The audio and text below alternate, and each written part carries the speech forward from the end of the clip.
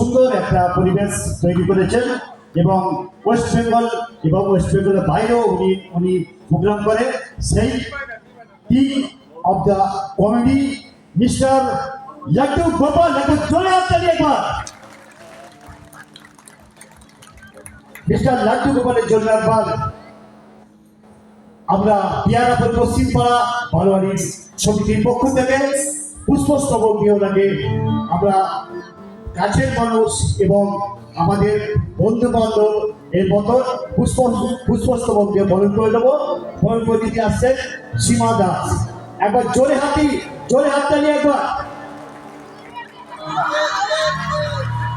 Mister Laddu Gopal, জোরে হাততালি একবার।